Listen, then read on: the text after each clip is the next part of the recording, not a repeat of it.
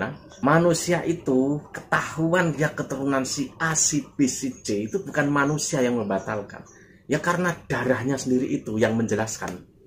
Bila ada orang yang berani menyangkal saya dengan narasi ini, silahkan bawa data dan bukti dokumen yang...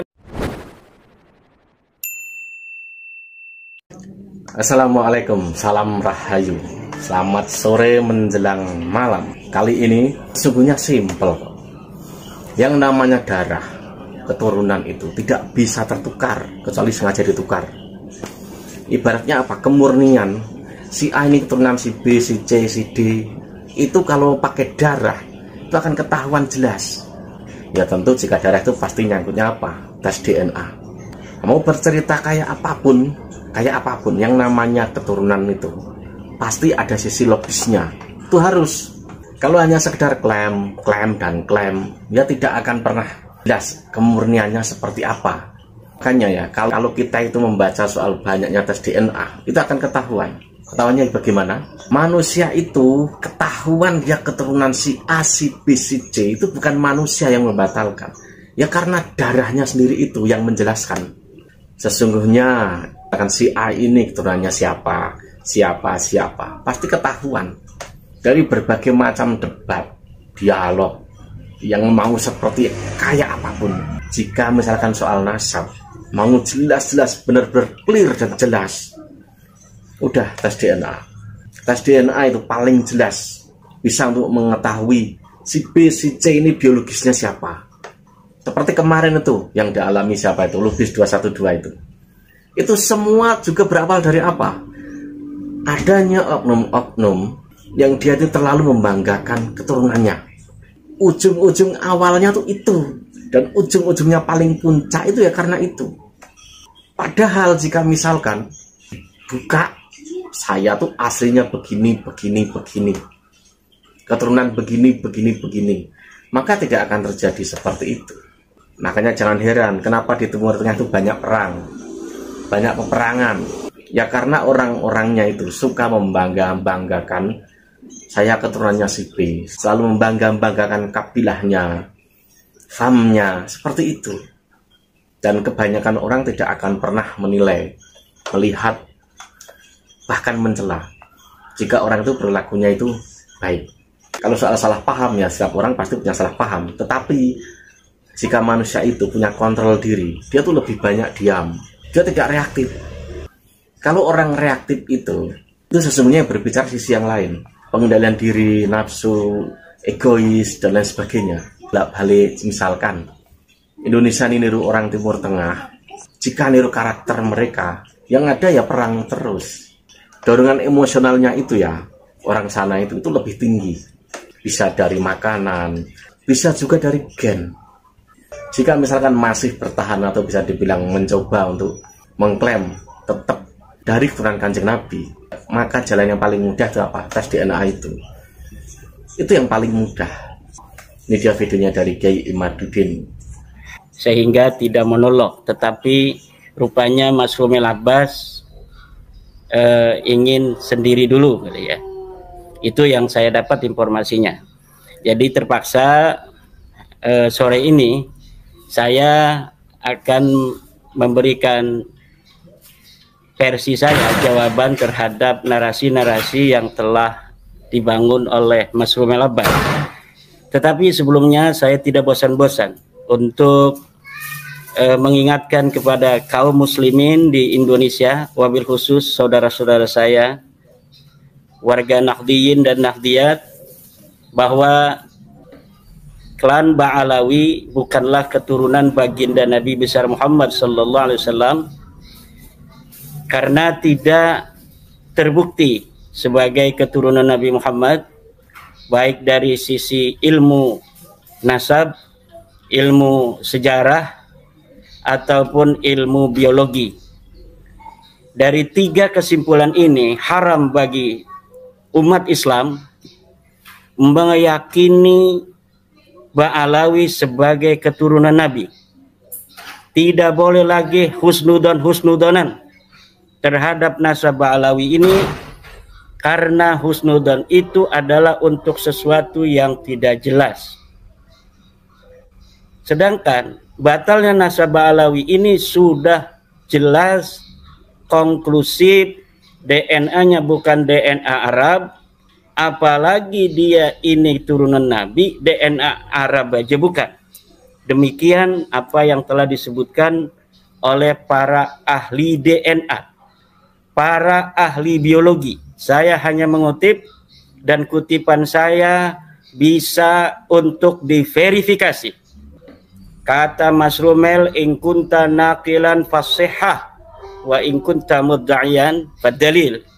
Saya menukil Dr. Sugeng Sugiarto, saya menukil dari Dr. Ari Kaim, bahwa Ba'alawi ini, wahai kaum muslimin, wahai saudara-saudara saya orang NU di mana saja berada, jangankan dia orang Arab, DNA-nya mereka bukan DNA, jangankan keturunan Nabi.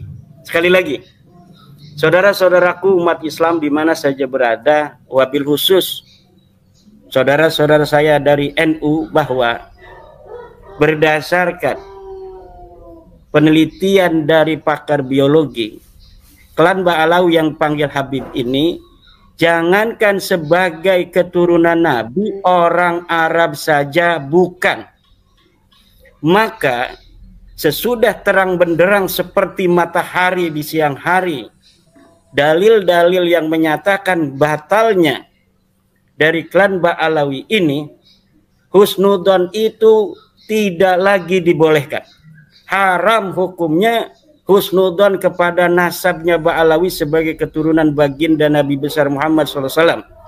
Jangan main-main, ini keturunan Rasulullah, bermain-main dengan nasabnya baginda Nabi, menyakiti Nabi Muhammad SAW dengan memasukkan orang-orang yang bukan keturunan sebagai keturunannya, bahkan membelanya bahkan dengan kedustaan dan kebohongan. Na'udzubillah summa na'udzubillah min dalik. Dan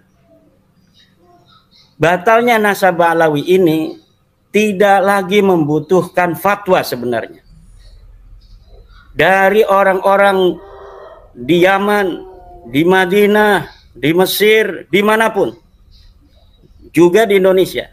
Tidak perlu fatwa sebenarnya. Kenapa? Karena batalnya Ba'alawi ini dibatalkan oleh dirinya sendiri.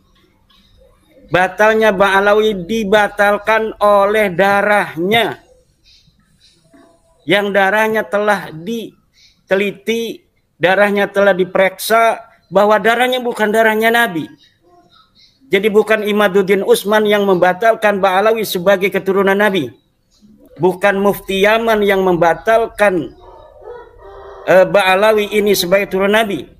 Bukan Dr. Yasin Al-Khalidari yang membatalkan Ba'alawi Habib-Habib ini sebagai keturunan Nabi. Bukan Dr. Sugeng Sugiarto. Bukan Dr. Ali Kaim. Tetapi yang membatalkan Ba'alawi sebagai turun Nabi besar Muhammad adalah darahnya sendiri yang sudah diperiksa bahwa darah Ba'alawi ini bukan darahnya baginda Nabi. Na'udzubillah summa na'udzubillah min dalik. Orang-orang yang menyambungkan darah bukan darahnya Nabi kepada Nabi. Neraka ini. Urusannya ini urusan neraka, Mas Rumin. Manin tasabah ila ghairi abihi wa huwa ya'lamu annahu ghairu abih wal jannatu alaihi haram. Orang yang menisbatkan dirinya kepada bukan ayahnya, dia bukan turun Nabi, ngomong saya turunan Nabi. Wa huwa ya'lamu annahu ghairu abi, sedangkan dia mengetahui bahwa dirinya bukan anaknya dari ayah yang diakuinya itu, wal jannatu alaihi haram, maka surga baginya haram. Ba'alawi ini sudah tahu. 180 orang mereka sudah tes DNA, sudah tahu bahwa darahnya bukan darah Nabi. Wa huwa ya'lamu annahu ghairu abi. Kemudian orang-orang ini yang masih mendukungnya, mendukung mereka mengaku nasab yang bukan nasabnya itu. Maka ini merupakan al-i'anah alal maksiyah, bertolong menolong terhadap maksiat dan menyakiti Rasulullah dengan memasukkan kepada keluarga Rasulullah orang-orang yang bukan keluarga Rasulullah, memasukkan kepada turunan Rasulullah orang-orang yang bukan keturunan Rasulullah. Seperti haramnya orang menafikan keturunan Rasul sebagai keturunan Rasul tanpa ada dalil, begitu pula haram memasukkan orang yang bukan keturunan baginda Nabi besar Muhammad SAW sebagai keturunan Nabi. Nah, kemudian mengenai yang sedang dibicarakan oleh Kang Mas Yusuf Mat, pertanyaan tentang Mufti Yaman. Tadi Mas Romel sudah memberikan kaidah, in kunta naqilan fasihah wa in kunta mudda'iyan fadalil. Kalaulah menukil yang sahih, nukilnya harus benar. Kalau ngomong misalnya ada di dalam kitab tafsir Jalalain, ketika dilihat ada, itu namanya menukil dengan benar. Syekh Zainuddin Al-Malibari mengatakan dalam Fathul Mu'in, itu namanya menukil itu Kang Mas. Lalu kalau misalnya kita lihat di kitab Fathul Mu'in, apa yang kita ucapkan kita tukil itu ada, itu namanya as-sihah, menukilnya sahih. Adapun tentang apakah yang disebutkan oleh Fathul Mu'in itu sahih atau tidak, itu urusan ijtihad. Nanti urusannya di akhirat, benar atau tidak. Demikian. Saya menukil dalam beberapa kesempatan bahwa Mufti Yaman, para penguasa Hausi di Yaman membatalkan 21 marga. Mufti Yaman Syekh Syarafuddin Samsuddin membatalkan 21 marga yang mengaku turun Nabi. Itu pernyataan. Katanya ada di internet. Apakah pernyataan saya itu benar ataukah tidak, itu bisa diverifikasi. Itu bisa diuji. Apakah yang saya katakan itu benar atau tidak. Pertama, qadiyahnya kita taswir satu-satu. Bahwa Syekh Syarafuddin Samsuddin Mufti Yaman, itu kan qadiyah pertama. Apakah ucapan saya ini benar ataukah tidak? Ini bisa diverifikasi. Di internet ada, di berita-berita Yaman, betulkah seorang yang bernama Syarafuddin Samsuddin ini Mufti Yaman? Setelah dicari pasti nanti hasilnya betul bahwa Syekh Syarafuddin Samsuddin adalah Mufti Yaman. Ada di internet. Wah, itu berarti nukilnya saya sahih. Satu. Qadiyah yang kedua, membatalkan 21 marga yang mengaku sebagai turunan Nabi di internet. Kita lihat di internet apakah pernyataan saya itu betul ataukah tidak, bahwa Al-Hausi Mufti Yamannya itu membatalkan 21 marga yang mengaku turun Nabi di Yaman. Ternyata dilihat di masadir net ada bahwa orang-orang Hausi melalui Mufti Yamannya itu membatalkan nasab 21 marga, termasuk Ba'alawi di sana. Kemudian dalam Sahafat net ada, dalam Sautul Waton beritanya ada. Berarti nukilan dan narasi saya, proposisi saya itu tidak berdusta. Karena saya menukil bahwa Mufti Yaman Syekh Syarafuddin Samsuddin menyatakan atau membatalkan 21 marga di internet, semuanya ada di internet. Mengenai apakah sahih ataukah tidak, berita itu bukan saya yang harus dinyatakan saya berdusta atau tidak, tetapi adalah portal berita itu, apakah dia benar ataukah tidak.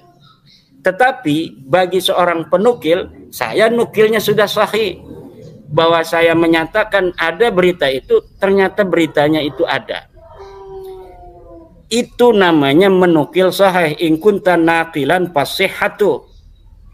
Berbeda dengan kalau Mas Rumil menukil atau Ba'alawi menukil. Kalau menukil itu selalu kalau ditelusuri tidak ada. Misal, bagaimana tentang apakah ada berita sejaman tentang nasabnya Ba'alawi bahwa Ahmad bin Isa punya anak bernama Abdullah? Ada di manuskrip, tapi manuskripnya belum boleh dibuka oleh donatur. Ya, apa urusannya donatur itu dengan manuskrip yang tidak boleh dibuka? Kenapa donatur itu tidak boleh membuka manuskrip yang telah dibeli dengan mahal itu, yang telah diambil di luar negeri? Tidak ada lain kecuali dusta. Tidak ada lain kecuali dusta. Manuskrip itu tidak pernah ditemukan. Apabila orang masa lalu dari Ba'alawi di abad 9, 10, 11, 12, 13, 14 tidak bisa menemukannya, bagaimana orang yang ada di sekarang ini bisa menemukan? Karena apa, Kang Mas? 100 tahun yang lalu perburuan manuskrip Ba'alawi dilakukan sampai masanya Alwi bin Thahir, masanya Syekh Abdurrahman Al-Masyhur, tapi tidak ada. Kenapa tidak ada? Sebelum abad ke-9 manuskrip yang menyatakan tentang nasab Ba'alawi tidak ada lagi jawabannya, kecuali karena memang nasab Ba'alawi diciptakan pada abad 9, sebelumnya mereka tidak dikenal sama sekali oleh sejarah, oleh ahli nasab sebagai keturunan baginda Nabi besar Muhammad sallallahu alaihi wasallam. Kemudian tukilan in kunta naqilan fasihha, pencipta daripada nasab Ba'alawi namanya Ali As-Sakran. Dia punya kitab Al-Burqatul Musiqa. Di dalam kitabnya itu dia menukil, menyebut nama-nama ulama masa lalu di abad 5, abad 6, abad 7, abad 8, abad 9. Tapi ketika ditelusuri, diverifikasi, nothing. Tidak ada. Apa yang dia katakan palsu. Seperti Ali As-Sakran mengatakan bahwa Ibnu Samurah, ulama abad ke-5, telah mensahihkan nasab Ba'alawi. Saya punya kitabnya. Kita cari dari mulai halaman pertama sampai halaman terakhir. Tidak ada. Ibnu Samurah menyebut nasab Ba'alawi. Jangankan menyebut nasab Ba'alawi, menyebut tokoh Ba'alawi satu pun tidak. Padahal Ahmad bin Isa telah ada di Yaman, Persia Ba'alawi, 317 Hijriah. Seharusnya abad ke-5 itu, kalau memang dia seorang ulama, kalau memang dia seorang imam, sudah ada dong beritanya, direportase oleh ulama. Tetapi tidak. Kenapa Ubaid dan Alwi serta anaknya yang bernama Muhammad, yang katanya dia muhaddis, kata Salim bin Jindan. Alwi ini katanya muhaddis, dia belajar kepada ulama-ulama ahli hadis. Abdullah juga katanya muhaddis, perawi hadis. Tapi kenapa tabaqat ulama Yaman, tabaqat fuqaha al-Yaman, sebuah kitab karya Ibnu Samurah yang di dalamnya mencatat nama-nama para ulama yang ada pada masa itu abad ke-5, tidak mencatat satu pun keluarga Ba'alawi. Tidak itu Ahmad bin Isa, tidak itu adalah Ubaidillah, tidak itu Alwi, tidak itu Muhammad yang sudah ada pada abad ke-5. Kenapa tidak dicatat? Apakah dia bukan ulama? Bukan hanya bukan ulama, Kang Mas. Karena Abdullah, Muhammad, Alwi tidak ada di Madinah, tidak ada di Yaman. Saya ulangi lagi. Karena Abdullah, Alwi, Muhammad tidak ada di Yaman. Dan mungkin juga tidak ada di dunia ini. Tidak pernah dilahirkan. Dari mulai anaknya Abdullah yang namanya Alwi, kemudian Alwi punya anak Muhammad katanya. Karena nama-nama ini saya telusuri adalah nama-nama pelengkap untuk kesahihan nasab mereka saja. Jadi nama-nama itu disebutkan sebagai syarat administrasi kelengkapan nasab Ba'alawi yang tidak bisa nyambung sampai abad ke-4 Hijriah pada kehidupan Ahmad bin Isa. Maka karena ini namanya terlalu, gejlognya ini terlalu panjang, tidak masuk logika. Kalau namanya hanya sampai pakai muqaddam saja, maka diperlukan nama-nama pelengkap agar nasab ini tampaklah logis. Bila ada orang yang berani menyangkal saya dengan narasi ini, silahkan bawa data dan bukti dokumen yang menyebutkan bahwa seorang Abdullah pernah ada di dunia ini. Silakan bawa dokumen seorang yang namanya Ubaidillah pernah ada di dunia ini. Anaknya yang namanya Alwi pernah ada di dunia ini. Taruh, bawa ke rumah saya. Mana kitabnya? Kalau bukan kitab sejaman, bukti sejaman katanya. Mungkin dia pernah punya jam tangan, mungkin dia punya arloji, mungkin dia pernah punya kacamata, ada namanya Ubaidillah atau ada namanya Alwi. Silahkan bawa. Tidak akan pernah ditemukan. Kenapa tidak akan pernah ditemukan? Karena dia tidak pernah ada di dunia ini. Karena dia tidak pernah ada di dunia ini.